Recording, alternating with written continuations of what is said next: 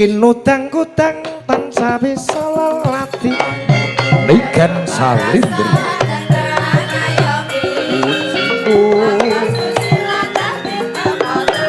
Kepipahit-pahit Kepipahit-pahit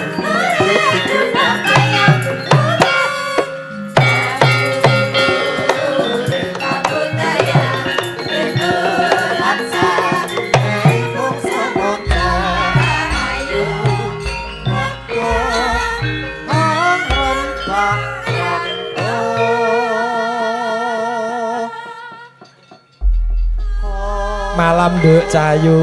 Nggih, sugeng dalu Om Ikit. Nggih, pripun kabare Duk Cahayu? Pangestune panjenengan kula sehat. Sakniki kelas pinten? Saniki kula kelas kalih SMA. Kelas 2 SMA. Nggih. Wah, dan kelas loro SMA wis pinter nyinden Jo. Anakmu kelas 3 SMP kok wis meteng. Loh. Saiki nyopir ambulan. Anakmu kuwi. Syukur. Saiki anakku nyopir ambulan sing mbarep kae nang Koramil, sing nomor 2 kae nang gone Polres. Weh, dadi tentara karo polisi. Ah, dihukum. Oh, dihukum.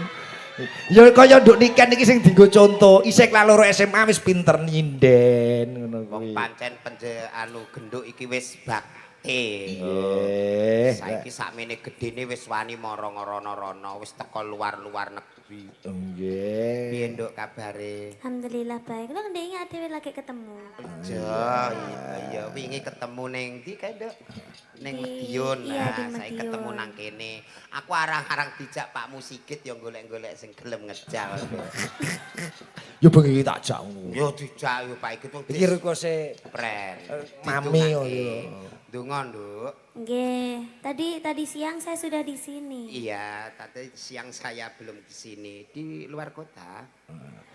Di sini campur sari, Jos, yang sudah Enggak, bukan campur sari. Apa? Itu Band. dangdut band pop. oh dangdut band Iya, pop. iya Oh. Pak Ikit. Iya. Oh, Iya, kamu sudah tahu mantannya belum? Oh, saya kalau nggak salah itu Mbak Jessica Mbak itu. Jessica itu.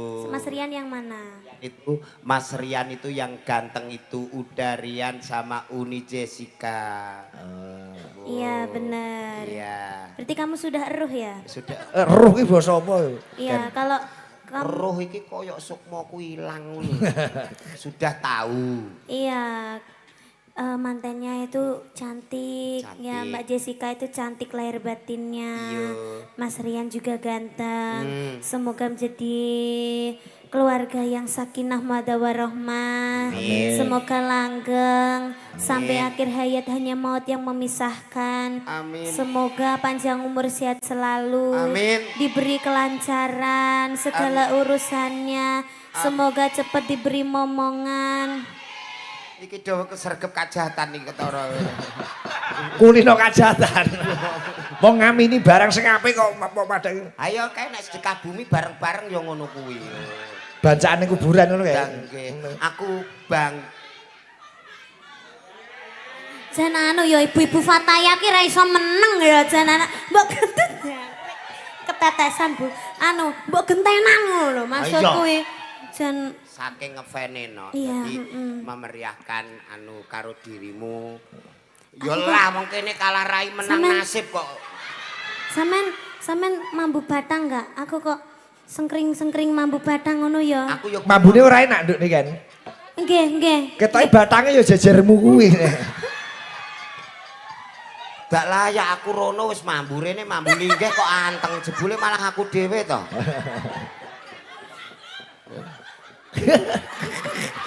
Piye Jo? Muni piye Jo? Kowe kenal sapa Jo? Nuwun sewu Pak Igit niki riyen kan nate seneng tapi tak tolak Pak Igit. Sing ngendi? Lho sing kudungan rondo oren iki lho. Jenenge sapa? Dik biyen waktu seneng aku dik ngene. Ya Allah sayang kamu seperti wajahnya Kian Santang jare. Lah alah terai wis ora seneng ra lah. Sapa jenenge sapa? Minah ngono. Sapa? Minah. Minah. Kaya aku di SMS sih saya tak simpen no. SMS-e piye mbiyen? Aku nggak bisa bubuk. Terus mau bales piye? Kula balesi kenapa? Terus Dek yo bales neh kancilen. Kok kancilen?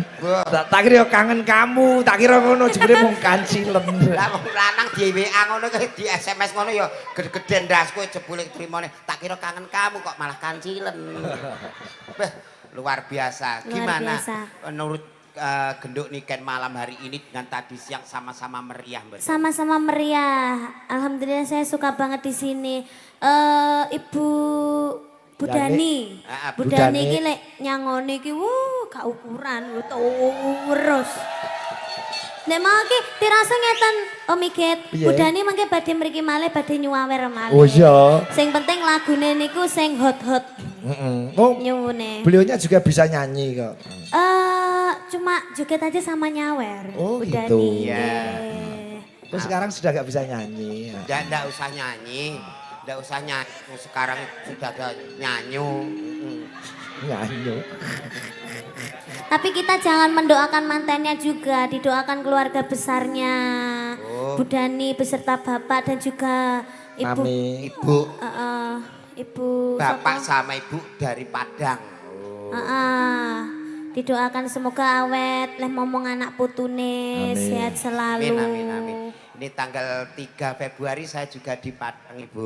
Ya. Padang apa? Ngecat itu jam Padang nih. Yo tanggapan, sok mampir merono. Sudah pulang apa belum tanggal 3 Februari, Bu? Terus kelewatan. Hah? Februari tahun piro sih? Tahun saiki ta, Pak? Oh saiki tak kira biasanya 2020. Kok koyo ngoyak ngono. Ya, ben Taman padha Februari seneng. cek payu toh. Lu. Piye kuwi le?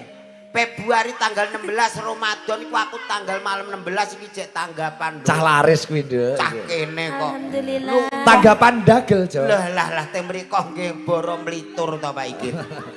Oh, alah. Oh sampean ki anu ya. Apa multi talent berarti? Oh iya. Iya. Wih. Berarti kabeh diayahi, ya ora Iya. apa-apa, penting halal. Halal kono.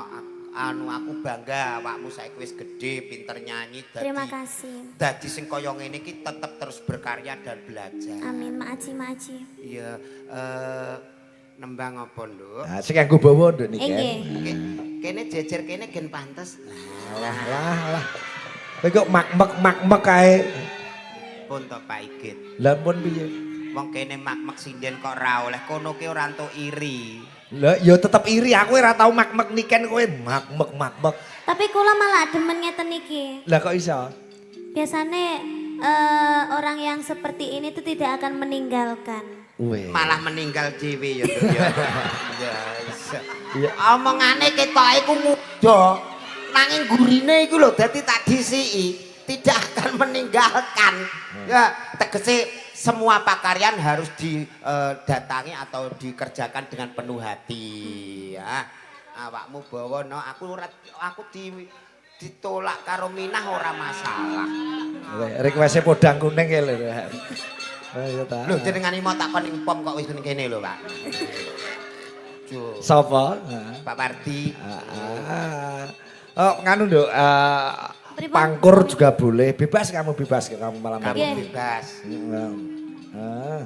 Pelok 6 gitu. Oh, 6 pelok 6. 6 abang apa 6 ireng? Loh, kok kaya dadu to, Pak iki? Pelok 6. Pak Robert Pitoyo segender jane. Luroci nemo luroci. Ya, spesial untuk temanten berdua. Nggih. Ini dia. Dimen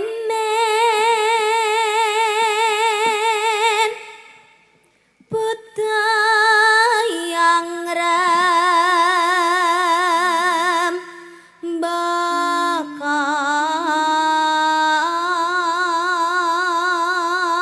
bakal Pangkur gitu. masih nangkleng cahya niraka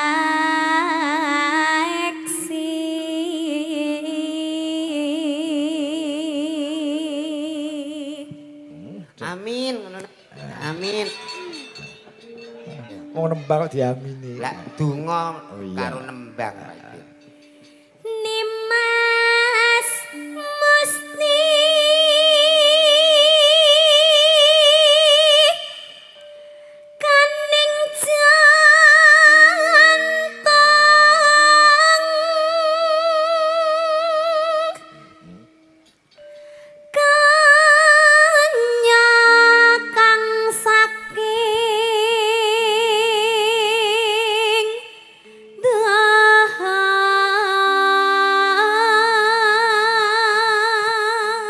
putri saking Ndoho iki Kediri. Nggih. Oh, ndak. Kediri. Salawireng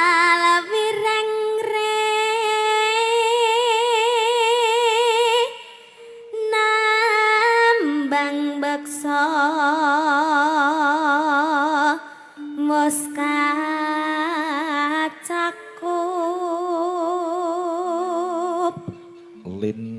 linambaran jiwa tama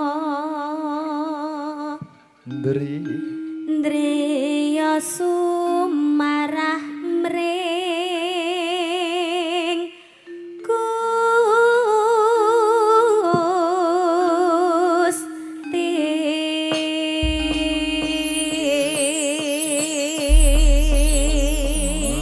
Pangkur Sandiasmo Dimas Niken Salindri. Bener lho Niken. nggih Sing damelke Sandiasmo niki mau sinten Dimas? niki Pak Cahya. Oh, Pak Cahyo. Iya. Sesuk Julang gaweke nganu apa kuwi Sandi Sandi. Asmo. Nah aku kuwi ora usah digaweke aku di sandi dhewe. Sandi Asmo tembang. Oh, gak tak kira sandi wifi. Siapa nama panjangmu, Kak?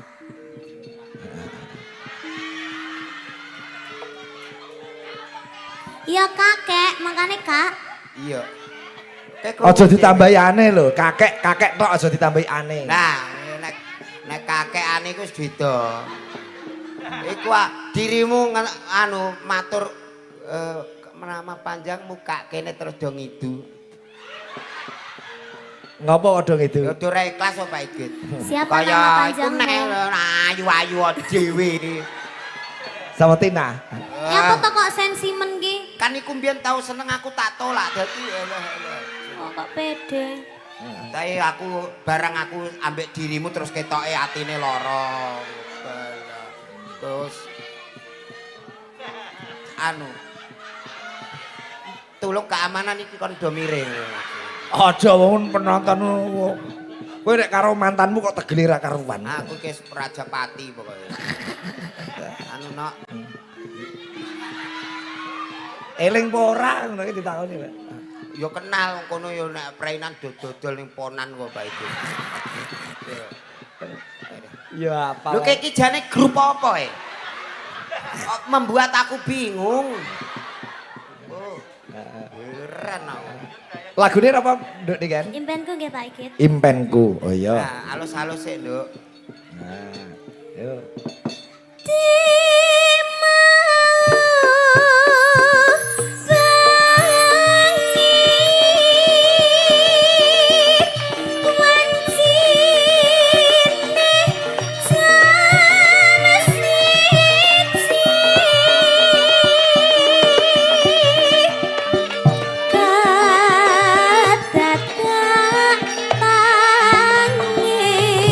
Krungu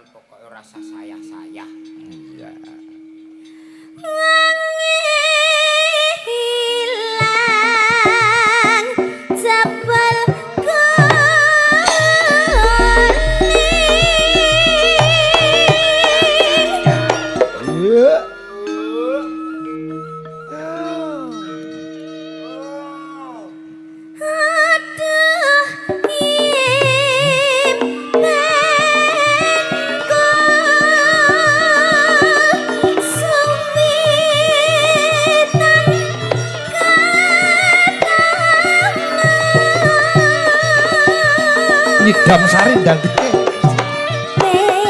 Gemreng aku kabar ngopi